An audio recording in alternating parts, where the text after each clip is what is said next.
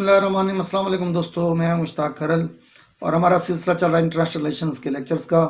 हम छोटी छोटी वीडियोस के ज़रिए कोशिश करें कि ऐसे तलबात की रहनुमाई की जा सके जो घर बैठ कर लेक्चर्स लेना चाहते हैं, यूनिवर्सिटीज़ में जाने की पोजीशन में नहीं है, फिनंशियल पोजीशन या कोई और हर्डल्स हैं, तो हम चाहते हैं कि इन वीडियोस के ज़रिए वो अपने लेक्चर्स की तैयारी कर सकें।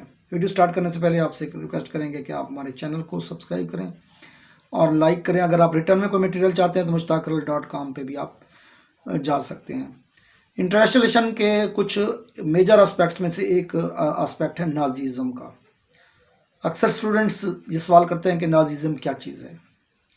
नाजीज़म की जब हम लोग सिर्फ लफ्ज़ नाजीज़म को देखें तो ये लफ्ज़ दो चीज़ों से निकला है, नाजीज़म।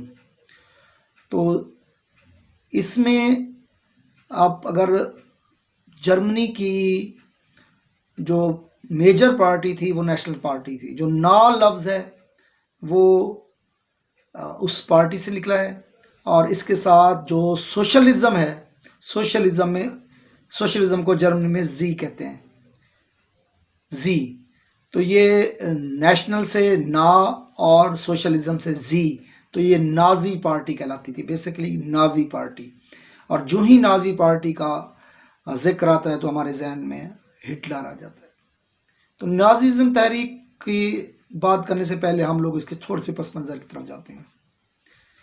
1919 में जब पहली जंग अजीम का ख़ात्मा हुआ, जर्मनी को शिकस्त हुई, तो अमेरिका के सदर वुडरो विल्सन ने कुछ तजावीज़ पेश की। उसमें अच्छा खासा जुर्माना आयद कर दिया गया था जर्मनी पर, जो उसको अदा करना था। इसके साथ साथ वो ऐसी पाबंदियां आयद कर दी गई थी जो उनके लिए ज़िल्लत का बायस थी। उन्हें अपनी फ़ौज को कम करना था, असले की मज़ीद तैयारी नहीं करनी थी, और जंग के दौरान होने वाले नुकसानात का अज़ाला जर्मनी कौम ने करना था। ये सारी चीज़ें नाकाबिले बर्दाश्त थी। जब ये जंग हो रही थी उस वक्त हिटलर जर्मन फ़ौज के अंदर कारपोल के एक आम से ओहदे पे मौजूद था, लेकिन अल्लाह ताला ने उसको सलाहियत दे रखी थी, बहुत अच्छा मुकर्रर था। उसने वही नेशनल पार्टी ज्वाइन की, उसी नेशनल पार्टी के अंदर शोला बयानी के साथ तकारीर की। इस सिलसिले में उसको कैद भी हुई, और कैद के दौरान उन्होंने बहुत ही खूबसूरत अपनी किताब लिखी, मेरी जिदोजहद। तो उस किताब को पूरे जर्मनी के अंदर पजीराई मिली, और लोगों को महसूस हुआ कि ये वो शख्स है जो जर्मनी की खोई हुई इज़्ज़त को बहाल करा सकता है, एक दफ़ा फिर जर्मन कौम को दोबारा से उसका रुतबा दिला सकता है। 1927 में उसने इस पार्टी की क़यादत की, और उस की इस कोशिशों के नतीजे में तकरीबन 6 साल का जो अरसा है, इस दौरान उन्होंने जर्मनी कौम को उनका अपना खोया हुआ मकाम वापस दिलाने के साथ साथ ये चीज़ बावर कराने की कोशिश की कि जर्मन कौम एक बहादुर कौम है, जर्मन कौम एक आला कौम है, आला मर्तबे पे रहने वाली कौम है, तो वो ये ज़िल्लत और रुसवाई बर्दाश्त नहीं कर सकती, और उसे अपनी ज़िल्लत का बदला भी ज़रूर लेना चाहिए। 1939 में जब सेकेंड वर्ल्ड वार शुरू हुई तो उसको शुरू कराने वाला भी यही शख्स था। अब इस तहरीक के जो बुनियादी नुकात की तरफ अगर हम देखें तो नाजीज़म बेसिकली एक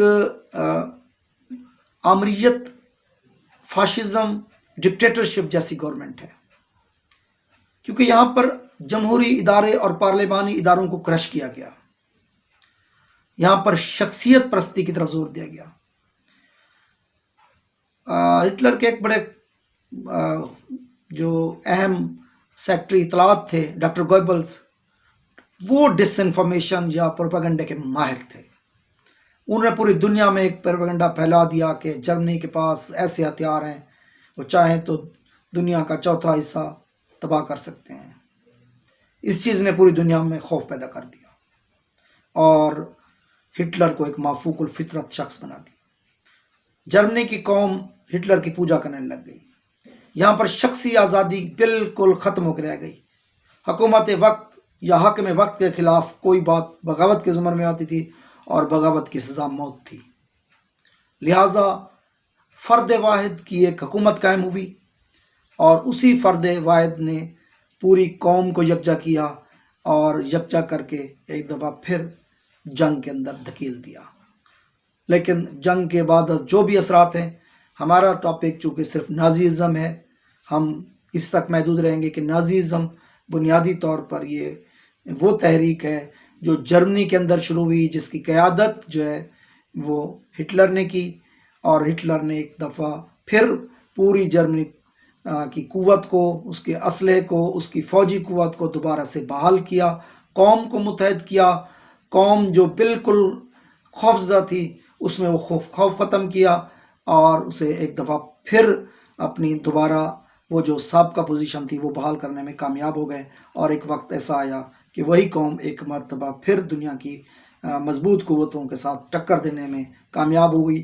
اگر دیکھا جائے تو ابتدائی 3 سالوں تک دوسری جنگ عظیم کے اندر جرمنی نے بے تحاشا کامیابیاں سمیٹیں، بعد کے حالات جو بھی ہوئے، لیکن اس وقت تک پوری دنیا میں ایک خوف کی علامت جو شخص بن چکا تھا وہ ہٹلر تھا۔